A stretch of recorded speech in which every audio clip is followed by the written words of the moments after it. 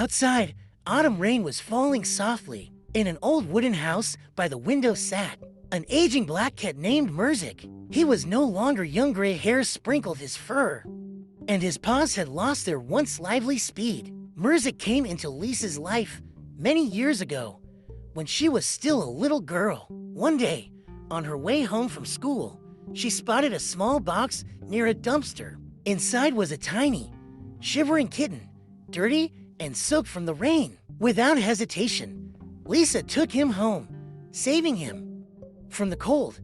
From that moment on, their lives were intertwined forever. She named him Murzik because of the soft, purring sound he made when content. As a kitten, he was playful and full of energy. They spent countless hours together, playing and snuggling. Whenever Lisa was sad, Murzik always knew. He would come to her, curl up in her lap, and purr gently, as if trying to soothe her pain. Years passed. Lisa grew older, first into a teenager, then into an adult. Murzik, too, matured into a wise, calm cat. He would always greet her at the door after school or work, meowing softly, waiting for a pat on the head or a treat. Even in his later years, when his strength began to fade, Murzik tried to stay by her side as much as possible, just as he had in their early days together. But time is relentless. Lisa noticed that Murzik had slowed down, slept more, and ate less. He no longer chased his favorite toys and spent most of his time lying by the window, watching the world go by. One day, Lisa came home from work, but Murzik didn't greet her at the door as usual. He always waited for her, but today, something was wrong. With growing worry, she searched the house and found him lying in his basket. He didn't get up, only weakly lifted his head to meet her gaze. She knew something was very wrong. The next day, she took Murzik to the vet. The doctor examined him carefully and delivered the words she had dreaded. Murzik had severe heart problems, and there wasn't much time left. Lisa held her friend close, trying to hold back her tears as the reality of the situation set in. The following days were quiet and tender.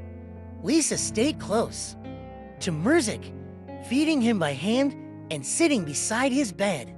At night, she would whisper to him, telling him how much he meant to her and how she couldn't imagine life without him. He couldn't move much, but he still gazed at her with the same loving eyes. One particularly quiet night, Murzik's breathing grew more labored. He lay still, his eyes open, watching her with the same spark that had been there since the day they met. Lisa gently held him, whispering that she loved him, that he was the best friend she could ever have. Murzik purred one last time, his breath faint, and then, peacefully, he closed his eyes for the final time. Lisa sat with him for a long time, her tears falling silently. She knew her friend was gone, but he had lived a long and happy life, full of love. He was no longer in pain. The next day, Lisa buried Murzik in the garden behind their home, where he used to love wandering in his youth. She planted a small tree by his grave as a symbol of her love and memory of him. Months passed, and the tree began to grow, and Lisa would often visit it, remembering all the moments they had shared.